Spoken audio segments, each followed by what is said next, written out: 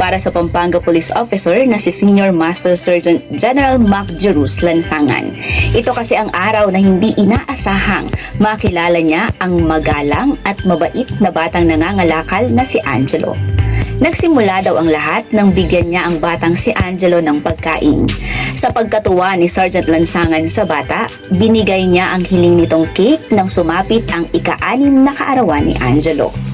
Mula nga ng araw na iyon, lahat ng dumaang kaarawan ni Angelo ay may cake na mula kay Sergeant Lansangan. Niregaluhan niya rin ng isang bike, binilhan ng damit at kung ano-ano pa. Ang kanilang halos 4 na taong pagkakaibigan ay lumalim. Kaya naman, maging ang girlfriend ni Sergeant Lansangan, mga katrabaho at mga netizen ay kinatuwaan si Angelo at nagpaabot ng tulong. Sa ngayon, grade 4 na si Angelo at pinagbubuti ang kanyang pag-aaral. Tulad ni Sergeant Lansangan, gusto rin daw niyang maging isang pulis.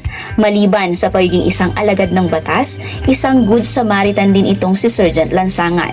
Sa katunayan, si Angelo ay isa lamang sa napakaraming tao na kanyang natulungan. Kaya naman isang parangal ang naigawad sa kanya sa walang sawang pagtulong sa mga kababayan nating nangangailangan. Aminado si Sergeant Lansangan na sa lahat ng kanyang mga natulungan, si Angelo ang napamahal sa kanya at itinuring na isang nakababatang kapatid.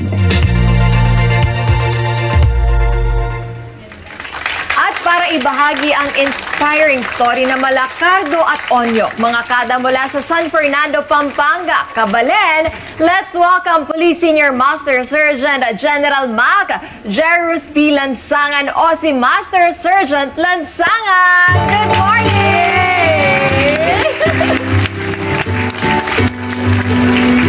Good morning po, Sergeant! Good morning po, Sergeant. Good morning po. Upo po tayo. Yes, let's have a seat po. Welcome po sa Kada Umaga. Bati ka muna po.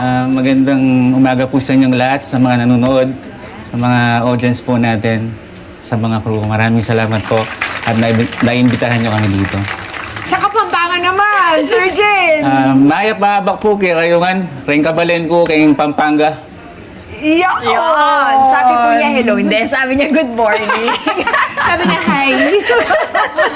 Kamusta po kayo, Sergeant? Maraming salamat sa pagpunta nyo dito. Alam Opo. kong nagpaalam pa kayo sa inyong trabaho para lamang Yes, ma'am. makapag-share sa amin ang Opo. kwento ninyong Yes, dalawa ma'am. ni Angelo. Yes, ma'am. Oo. Bigyan niyo po kami ng konting backgrounder. Kailan po ba kayo unang nagkakilala? Oo, ni Angelo. That was 2019 po.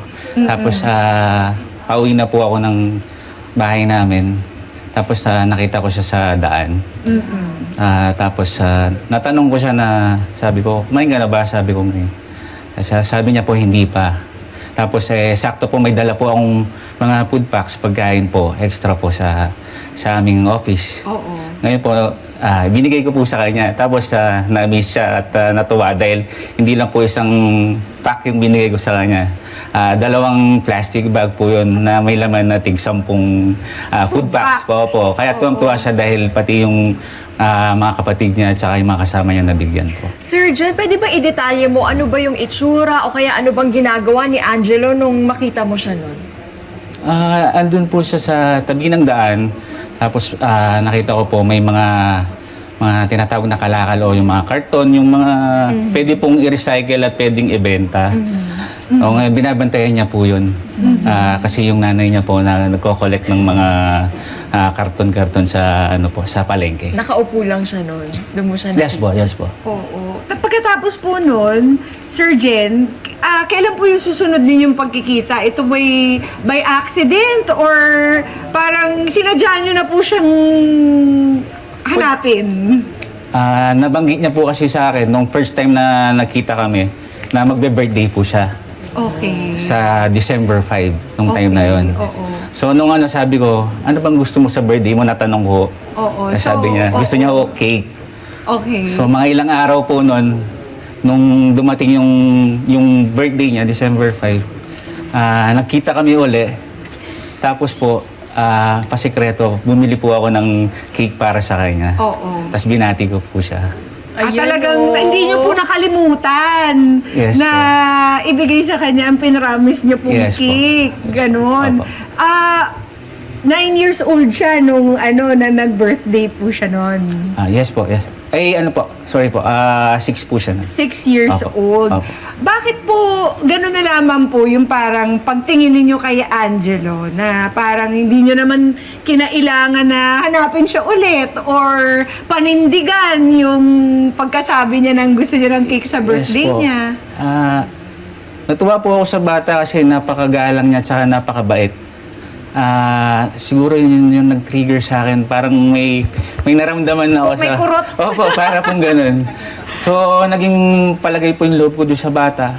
Tapos nag-start na po yung pagkakaibigan namin dahil every time magkita kami doon sa daan po, every night pag bago ko umuwi, kakawayan niya ako or babatiin niya ako, Sir Jen! Kahit nadaan lang po ako na gano'n.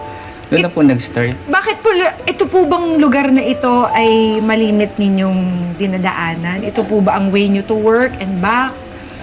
Yun po ang way pauwi po sa amin. So, araw-araw niyo na pong nakikita si Angelo, Sir Jen.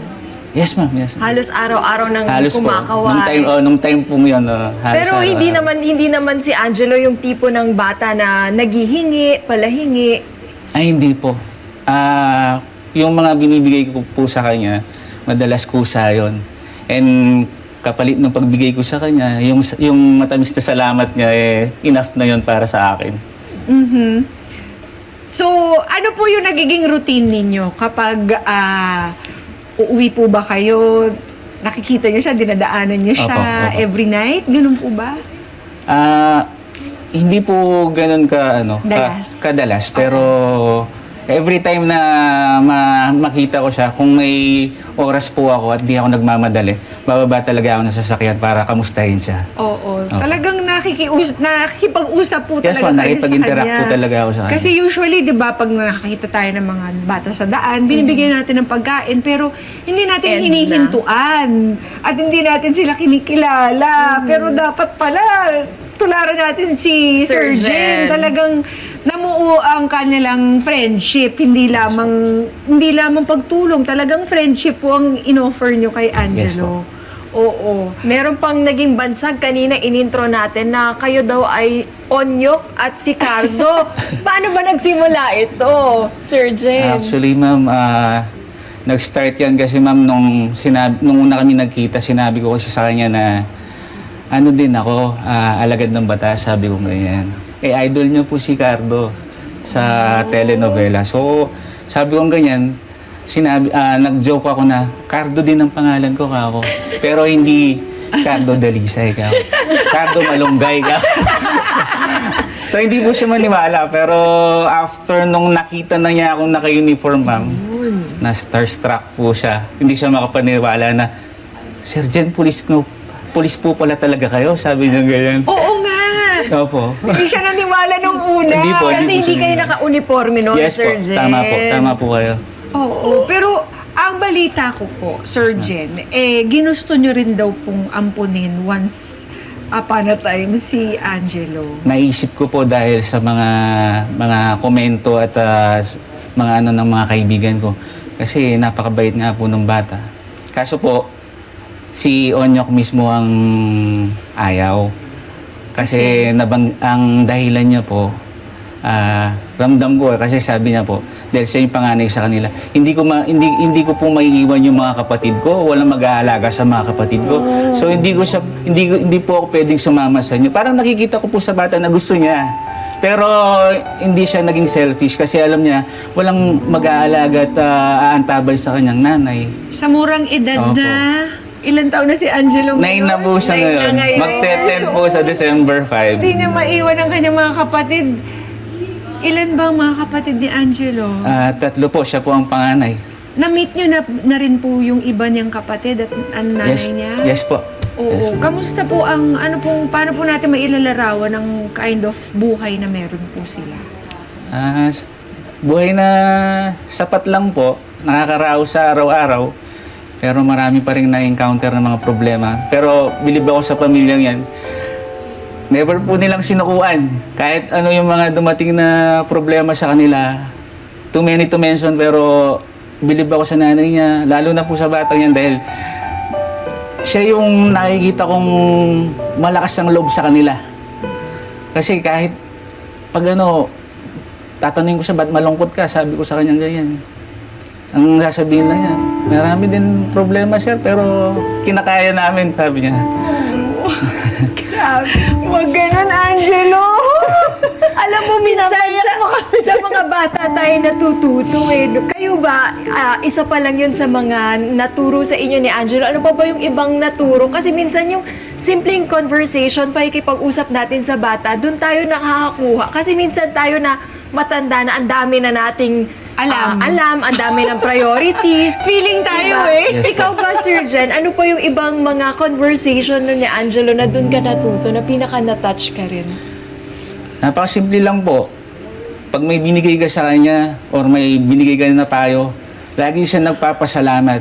Na-appreciate niya yung maliliit na bagay. Bigyan mong pagkain or sabihan mo na ganito dapat gawin mo, hindi maganda yan, dapat ito yung gawin mo.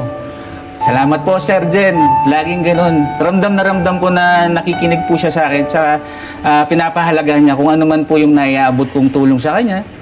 So, bilib na bilib po ako sa bata yan. Ano po yung hindi mo makakalimutan sa mga lahat ng interactions niyo po ni Angelo? Well, siguro po yung birthday niya nung pandemic. Kasi nakita ko doon sa bata na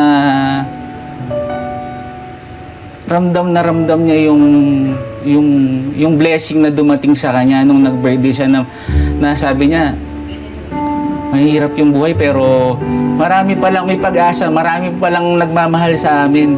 So nakita ko po yung itsura niya, tuwang-tuwa siya dahil ang dami pong sumuporta nung birthday niya. So yun siguro yung pinaka-memorable. Kaming dalawa, tuwang-tuwa nun dahil ang dami pong nakisama sa amin. Hanggang kailan niyo po tutulungan si Angelo? Hanggat po siguro kaya ko madam, hanggat nasa serbisyo ako at si Angelo hindi mawawala sa tamang landas, gagabayan ko po siya. At balita Ngayon ko naman. po si Angelo very masipag, hindi nagme-miss ng school. Opo, masipag po. Kahit madaming trabaho sa bahay, naka-focus pa rin naman po siya sa pag-aaral niya eh. Sa gabi, tinutulungan niya yung magulang niya para mairaos yung araw-araw po nila. Pamumuhay. Yes po. At ngayon, makakakwentuhan din natin si Angelo. Hello, Angelo! Good morning! Good morning! Kumusta naman, Angelo? Okay lang po. Kumusta gising mo? Okay lang din po. Okay lang din. Kumusta naman kayo ni Sir Jen? Nung una kayo nagkita, bakit hindi ka naniwala na pulis pala? Hindi pala siya si Cardo? Bakit di ka naniwala? Kasi po hindi po siya nakapag-suot ng pampulis. Siya nakasuot ng pampulis. Tapos nung nakita mo siya na naka-uniform na, anong naging reaction mo? Pulis pala po siya. Net 25, this is Pia Guanyo Mago. For more Kada Umaga updates, please click the subscribe button and follow us on Net25 social media pages at Net25 TV and at Net25 Entertainment Facebook page. See you guys. Bye!